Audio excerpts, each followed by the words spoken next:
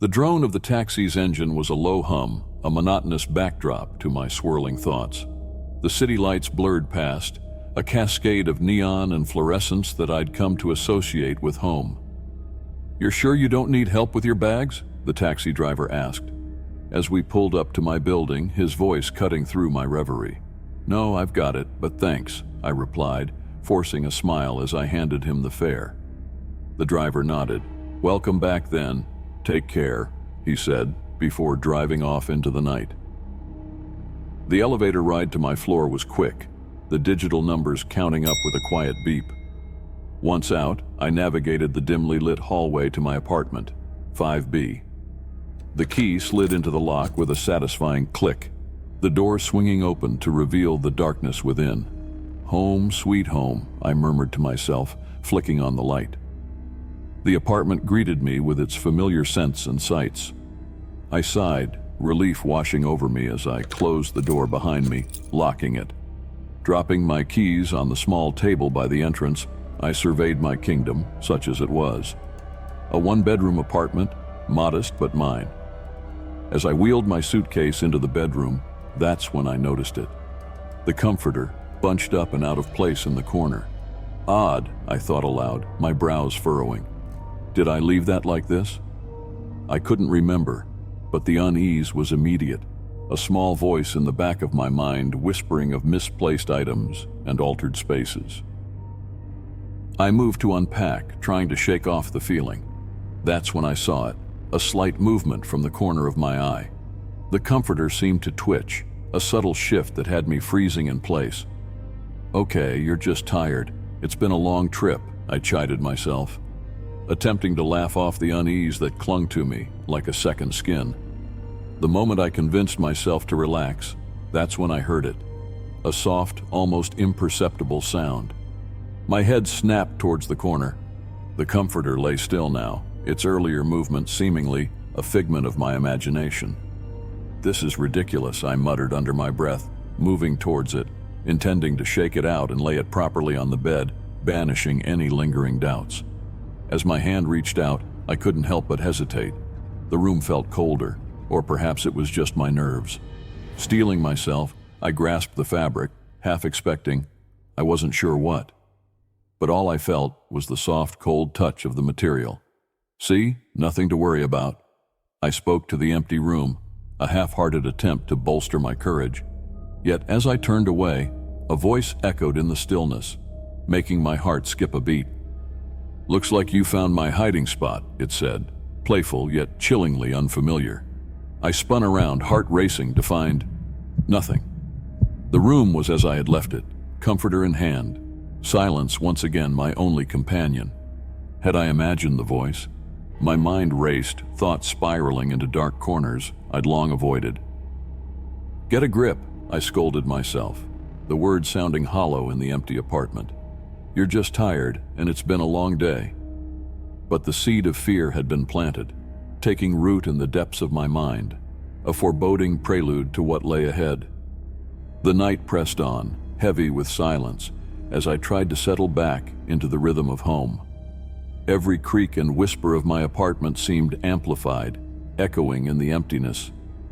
I decided a hot shower might wash away the unease, the remnants of travel, and the lingering disquiet from the earlier incident. "Maybe I just need a good night's sleep," I mused aloud, heading towards the kitchen for a glass of water. That's when I heard it, a faint, almost imperceptible sound. Footsteps inside my apartment. My heart lurched, adrenaline flooding my system.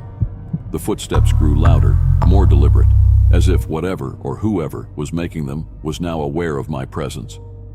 Retreating to my bedroom, I picked up my phone, ready to call for help. But then, a voice stopped me dead in my tracks. "Why so nervous? I just wanted to surprise you," it cooed, a voice dripping with malice and familiarity. Frozen, I strained my ears against the silence that followed. "Who's there?" My voice was barely a whisper, fear constricting my throat. "Show yourself!" The footsteps resumed, this time coming towards my bedroom. There was nowhere to run. The door handle turned slowly, a creaking testament to the terror that awaited on the other side. As the door swung open, a figure stepped into the light. their features obscured by shadows. "Remember me?" The voice was unmistakable now, laced with a deranged mirth. It was her, Ava, the woman from Tinder. The one I'd dated briefly before her behavior turned erratic, unsettling. The one I'd cut off all contact with, blocking her on every platform, hoping to put the whole bizarre episode behind me. "How did you get in here?" My voice was steady, despite the panic that gripped me. Ava stepped closer, the light revealing her wide, unblinking eyes.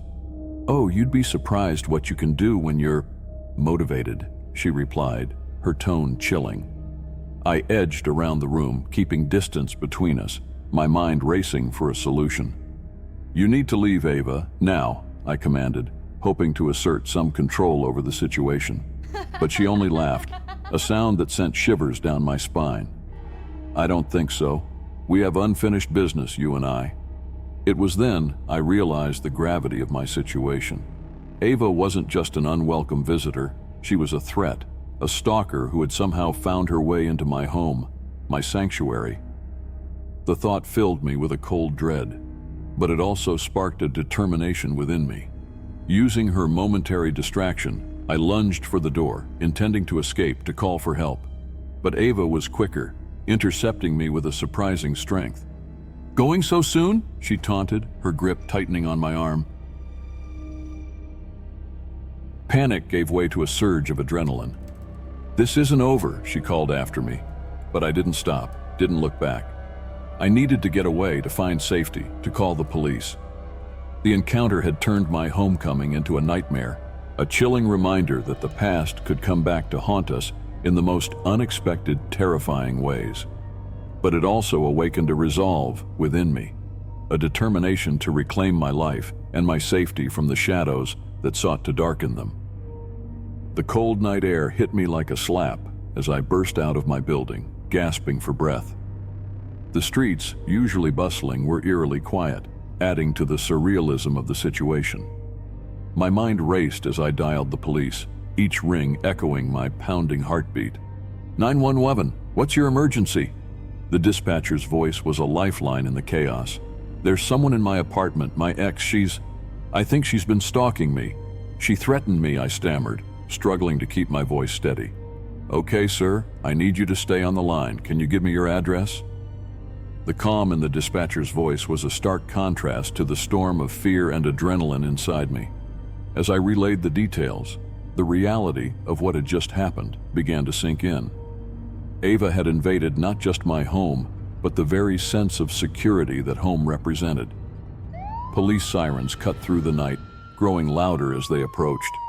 Relief washed over me, followed by a wave of exhaustion. "We'll need to check your apartment, sir. Can you take us there?" one of the officers asked, his tone professional yet empathetic.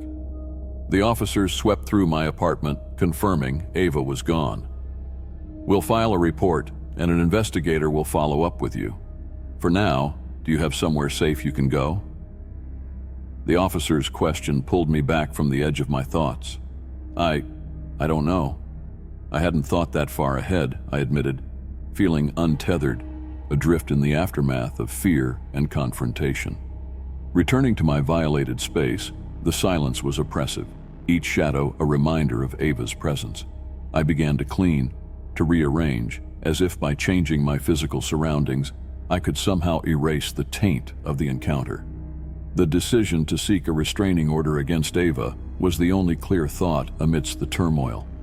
It was a step towards reclaiming control, a declaration that I would not be intimidated into submission. The legal process was cold, impersonal, but it culminated in a sense of vindication as the judge granted the restraining order. "This piece of paper won't enforce itself. Stay vigilant and don't hesitate to call us if you see her again," the officer advised as he handed me the documents.